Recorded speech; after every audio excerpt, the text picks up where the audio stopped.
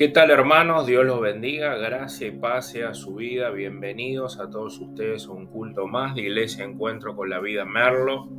Le damos la bienvenida y como siempre ya avisamos, ¿no?, que estamos abiertos al público.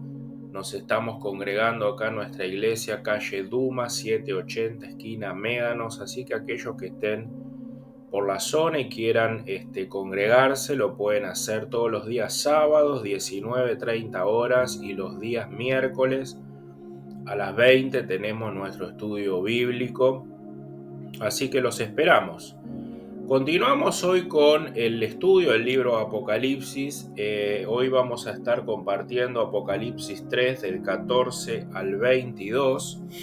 Y hoy vamos a estar iniciando un nuevo mensaje de la iglesia de Laodicea, ¿no? La iglesia tibia. Vamos a orar para comenzar este culto y entregarlo al Señor y que Él nos guíe y nos ministre por su Santo Espíritu de Dios. Señor, te damos gracias. Gracias por tu amor, tu misericordia que se renuevan todos los días. Señor, en el nombre de Jesús te pido, Padre querido, que nos ayudes a comprender esta escritura, a estudiar, a profundizarla. Prepara nuestra mente, nuestro corazón, Señor. Te pedimos perdón por nuestras faltas y pecados, que son muchas. A ti te entregamos esta reunión, Señor. Guíanos y ayúdanos, Señor, a crecer. En el nombre de Jesús te damos gracias.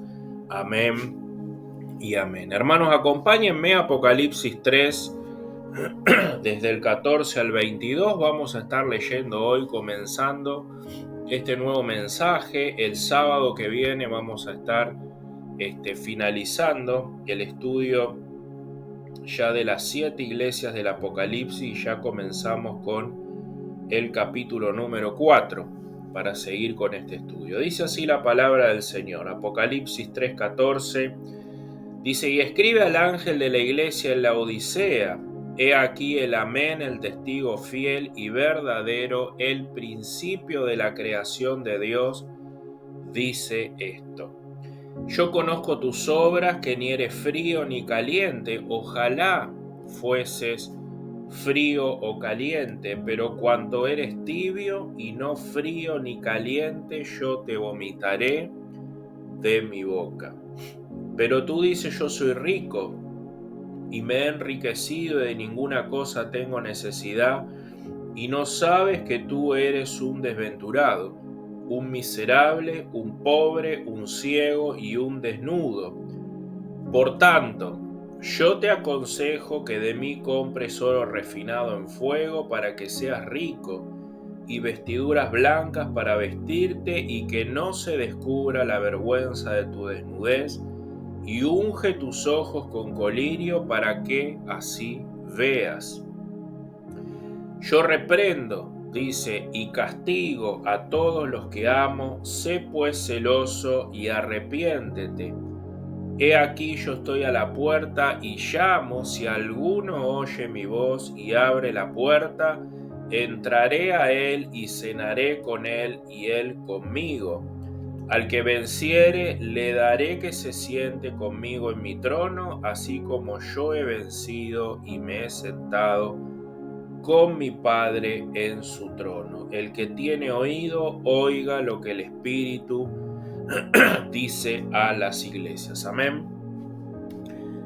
Hermanos, lo primero que vamos a estar viendo y estudiando, y lo primero que Dios nos quiere mostrar, ¿no?, en este pasaje, es la importancia del oficio del pastorado y la importancia que tiene reunirnos como pueblo y como iglesia para venir a escuchar la palabra de Dios. Fíjense que Dios nos habla. Desde el versículo 14 dice: escribe al ángel de la iglesia en la Odisea, la iglesia reunida, la iglesia no congregada. Y Dios nos habla de una manera especial cuando nos reunimos como cuerpo, como iglesia, ¿no?, a escuchar su palabra predicada. Y Dios usa acá la figura de un ángel, ¿no?, un ángel para llevar esa palabra que viene, ¿no?, de Dios. Y el ángel, como habíamos visto en otros mensajes, refiere no al pastor, al mensajero de Dios, pero no porque la persona del pastor sea importante, sino que lo importante es el oficio por el cual Dios ha levantado a ese pastor y fielmente predica la palabra de Dios, ¿no? Mediante el estudio profundo de las Escrituras, ¿no? Y en el poder del Espíritu Santo.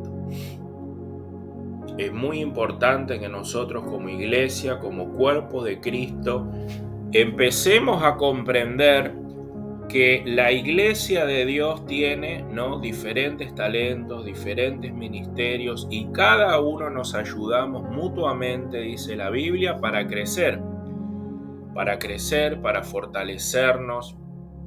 Y el pastor es uno de ellos, ¿no? Que es levantado por Dios para poder compartir su palabra. Dice Efesios 4:11, dice, y él mismo, ¿no? Hablando de Dios, constituyó a unos apóstoles, a otros profetas, a otros evangelistas, a otros pastores y a otros maestros.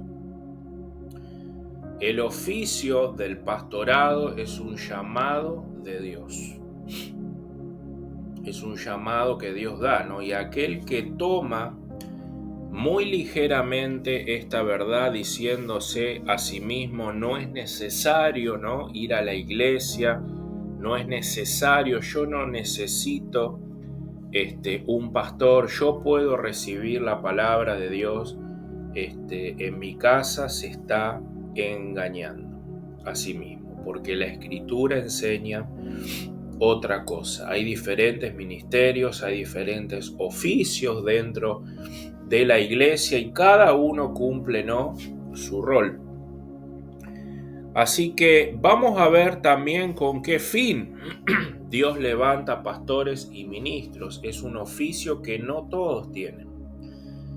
El oficio del pastorado no viene con un ministerio, viene con un fin. Vamos a ver ahí Efesios 4, del 12 al 16, dice así la palabra de Dios. Dice que Dios levanta pastores a fin de perfeccionar a los santos para la obra del ministerio, para la edificación del cuerpo de Cristo, hasta que todos lleguemos a la unidad de la fe y del conocimiento del Hijo de Dios, a un varón perfecto, a la medida de la estatura de la plenitud de Cristo, para que ya no seamos niños fluctuantes llevados por doquier todo viento de doctrina, por estratagemas de hombres que para engañar emplean con astucia las artimañas del error, sino que siguiendo la verdad en amor crezcamos en todo en aquel que es la cabeza. Esto es Cristo, de quien todo el cuerpo, unido, bien concertado entre sí por todas las coyunturas, se ayuda mutuamente según la actividad propia de cada miembro, recibe su crecimiento para ir edificándose en amor.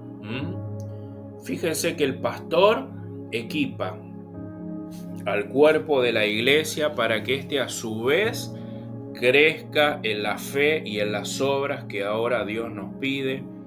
Y así dice, no seamos niños, ¿no? Que van de acá para allá, que no saben qué creer, que no saben qué es verdad.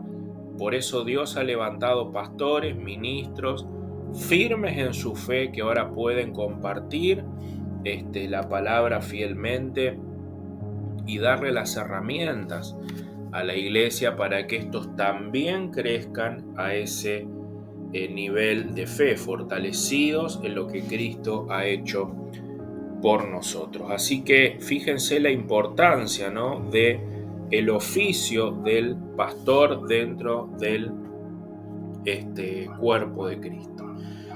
Así que con esto en mente, ahora nosotros vamos a introducirnos y a profundizar, ¿no? en Apocalipsis 3, 15, 16, 17, dice así la palabra de Dios. Dice, yo conozco tus obras, que ni eres frío ni eres caliente. Ojalá fuese frío o caliente, pero por cuanto eres tibio y no frío ni caliente te vomitaré de mi boca.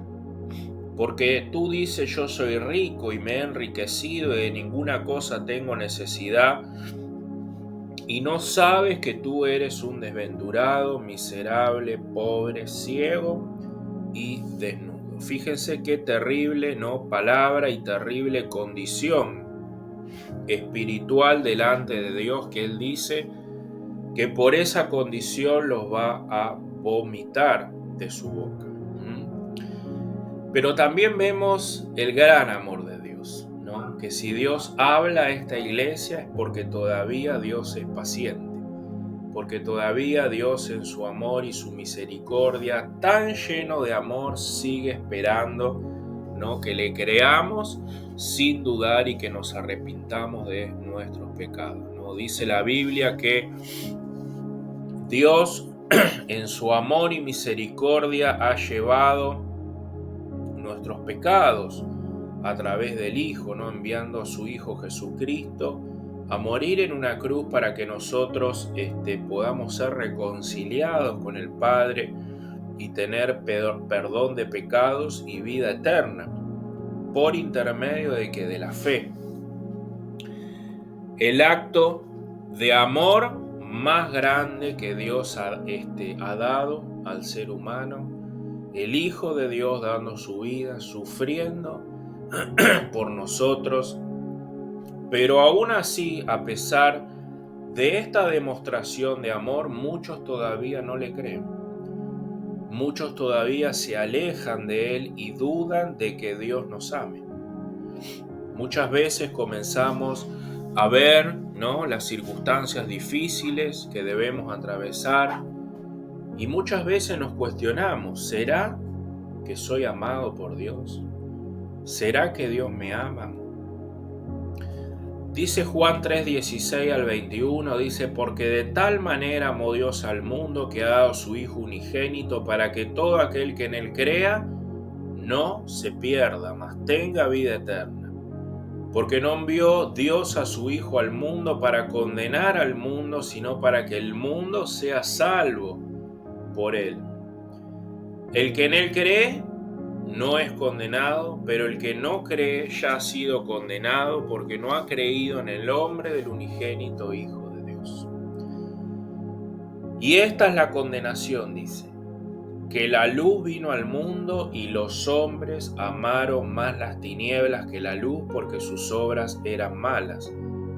Porque todo aquel que hace lo malo aborrece la luz y no viene a la luz para que sus obras no sean reprendidas, mas el que practica la verdad y viene a la luz para que sea manifiesto que sus obras son hechas en Dios. Hermanos, cuando creo algo que en realidad no soy, o cuando la duda invade mi vida, mi fe comienza a caer. Y cuando mi fe comienza a caer, el resultado de eso es que mi gozo comienza a disminuir. Cada vez más mi servicio a Dios me cuesta más y todo me comienza a pesar más en la iglesia. Dice Apocalipsis versículo 15 y 16, dice, yo conozco tus obras, que ni eres frío ni caliente.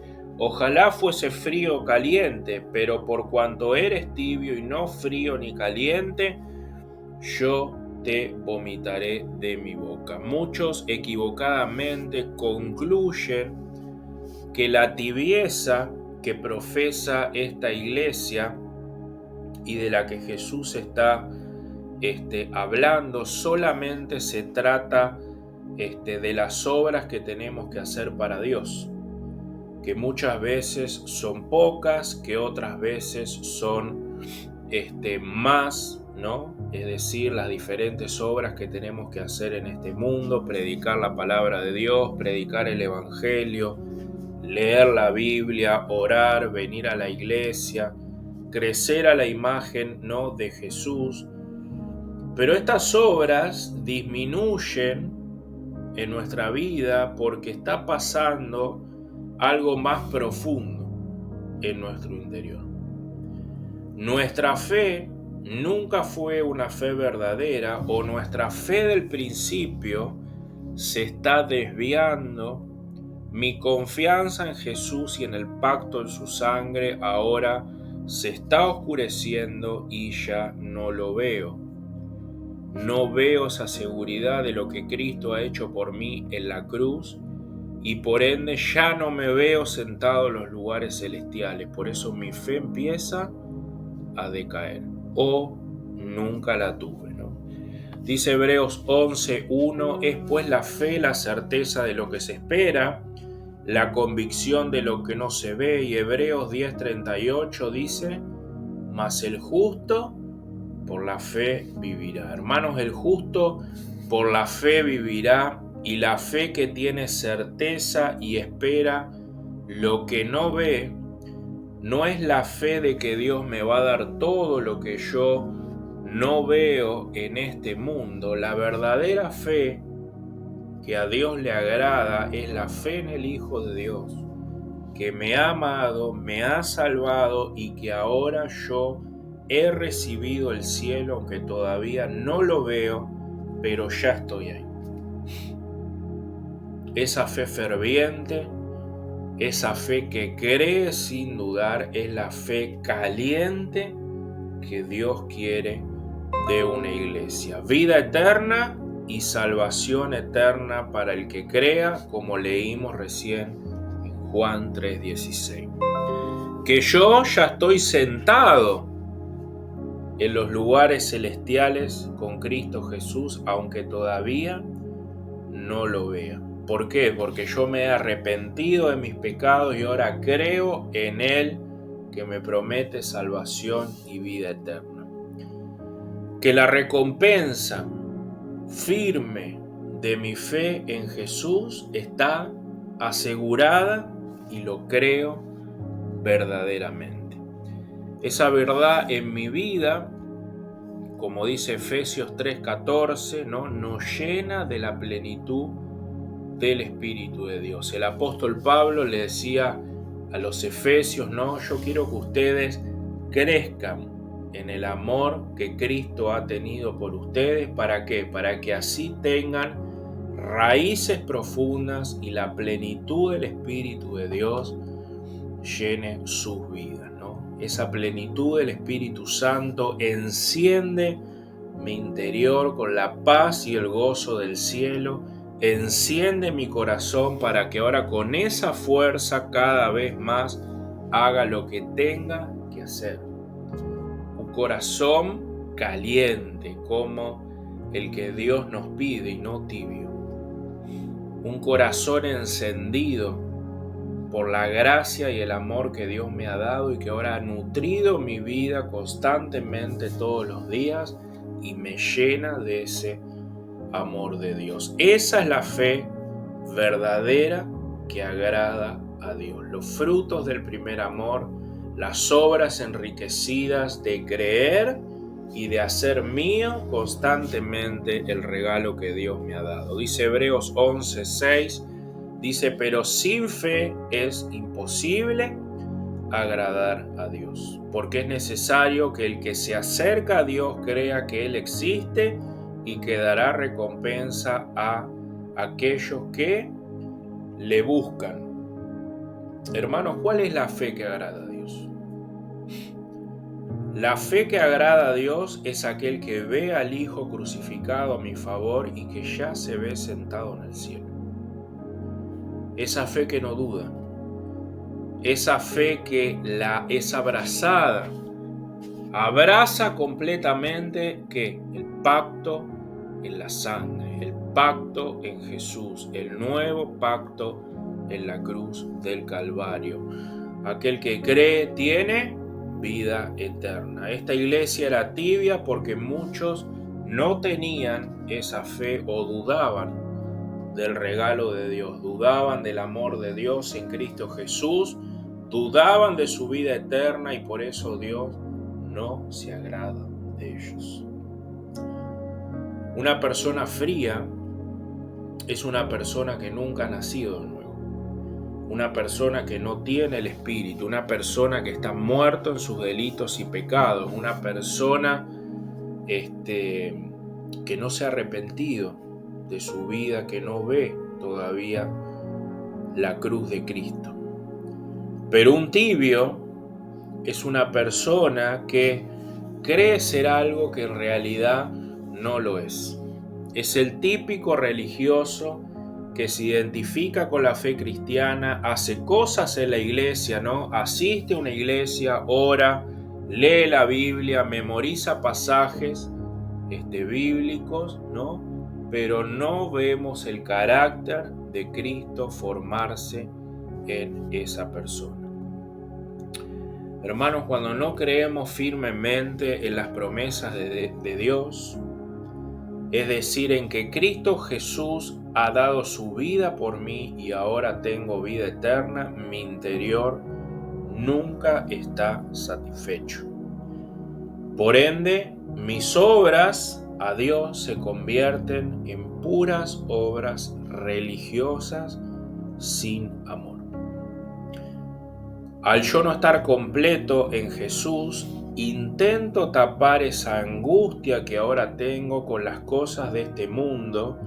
Por ende, ¿qué nace en mi vida? La idolatría, y empiezo a reemplazar al Dios verdadero por el peor de todos los males, que es el amor al dinero. Dice el versículo 17 de Apocalipsis 3, porque tú dices, yo soy rico y me he enriquecido y de ninguna cosa tengo necesidad, y no sabes que tú eres un desventurado, un miserable, un pobre, un ciego y un desnudo.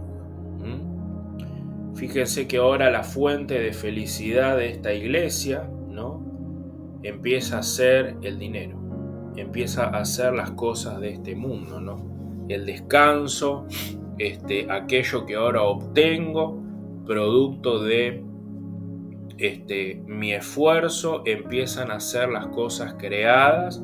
Empiezo a descansar y a buscar felicidad en las cosas creadas antes que el Creador. Empezamos a caer, empezamos a deslizarnos, o nunca tuvimos la fe verdadera. Hermanos, ¿qué nos quiere decir Dios en este día? ¿Qué nos quiere llamar la atención Dios en este día? ¿Qué nos quiere preguntar Dios en este día? Hermano, ¿usted cree en Dios?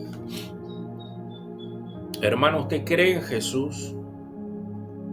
¿Cree que Él pagó su deuda completa de pecado? ¿Cree que ya está sentado en los lugares celestiales? ¿Usted cree que Dios lo ama en Cristo Jesús? Si usted dice sí, entonces abrace esa verdad, créala, porque Dios se la regala. Dios se la regala en Cristo Jesús.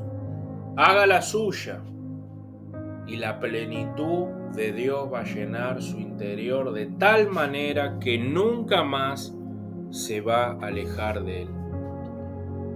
Que nadie puede separarnos del amor de Dios en Cristo Jesús. Hermano, si usted cree esa verdad y verdaderamente se ha arrepentido de sus pecados y acepta a Jesús como Señor y Salvador y crece en esa fe, en esa verdad, dice la Escritura que ríos de agua viva correrán de su interior y va a salir corriendo a decirle a todo el mundo: Dios existe, Dios es mi Padre y Dios me ama. Amén.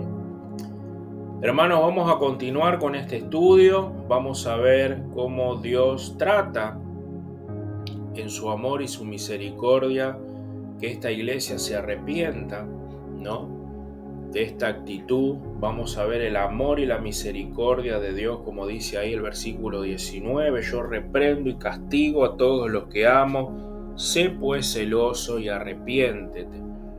Vamos a ver qué es lo que Dios quiere que esta iglesia haga para que puedan arrepentirse de su maldad y de su falta de fe. Hermanos, los esperamos el sábado que viene, 19:30 horas, para seguir compartiendo este mensaje. Dios te bendiga.